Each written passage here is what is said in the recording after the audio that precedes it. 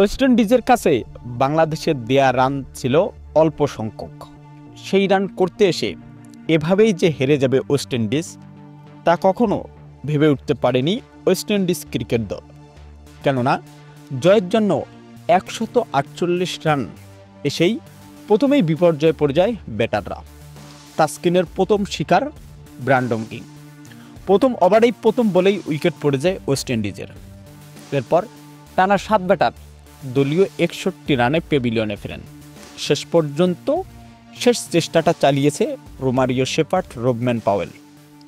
কিন্তু ইনিংসের শেষ ওভারে বোলিংয়ে আসা হাসান মাহমুদ, ব্যাটিংয়ে তখন Rovman Powell, Alzarri Joseph. West Indies তখন ম্যাচ জেতানোর জন্য প্রয়োজন ছিল 6 বলে 10 রানের।